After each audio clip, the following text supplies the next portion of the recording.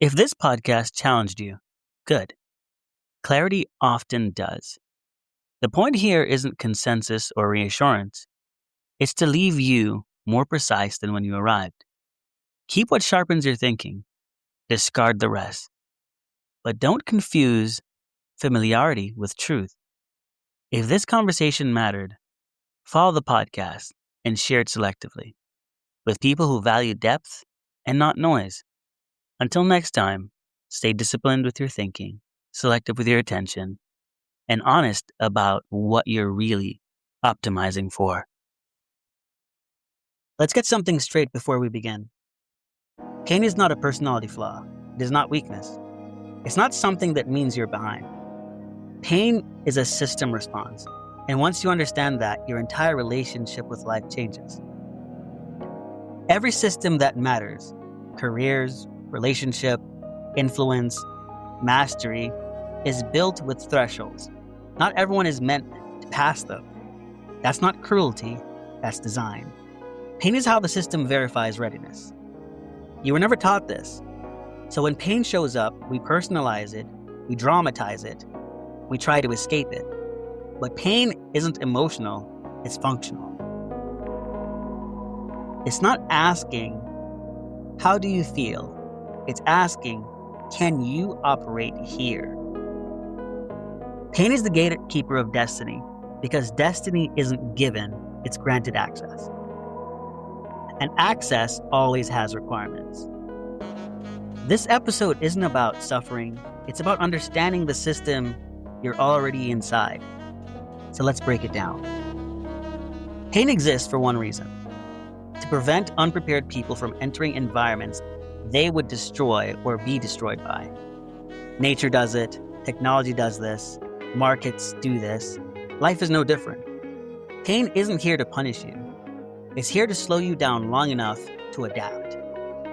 When you try to bypass pain, you're not skipping steps, you're attempting access without clearance. And that's very important to keep in mind. With that, let's strip destiny from mysticism. Destiny isn't a future moment. It's a range of outcomes that only unlock after internal upgrades are complete. Think less prophecy and think more permissions. New responsibilities require new nervous systems. New influence requires new restraints. New freedom requires new self-regulation. Pain is the upgrade process. Pain almost never appears at the beginning. It appears at commitment, responsibility, consistency, visibility, truth. And why? Because that's where failure becomes expensive. Pain is the system asking, are you stable enough to continue? Most people interpret that question as rejection, and it isn't. It's an invitation with conditions. Pain does three things always. Pain reveals capacity.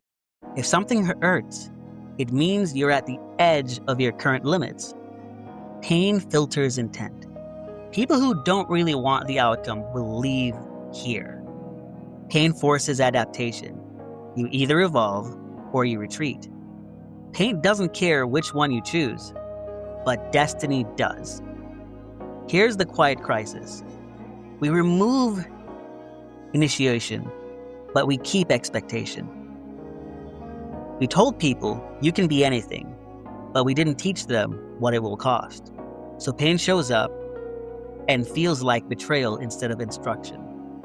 That confusion is the real damage. Here's where most people lose years of their life.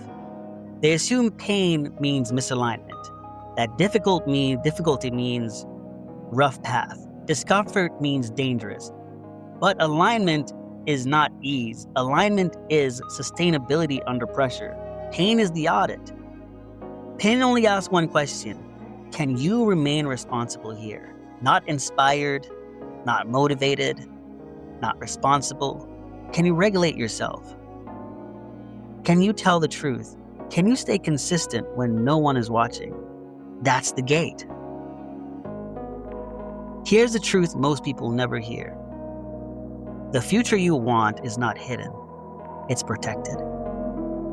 protected from impulsiveness, protected from entitlement, protected from people who want outcomes without transformation. Pain is not your enemy. It's a security system. And once you understand that, you stop running from it and start passing through it. If this podcast challenged you, good. Clarity often does. The point here isn't consensus or reassurance. It's to leave you more precise than when you arrived. Keep what sharpens your thinking. Discard the rest. But don't confuse familiarity with truth. If this conversation mattered, follow the podcast and share it selectively with people who value depth and not noise. Until next time, stay disciplined with your thinking, selective with your attention, and honest about what you're really optimizing for.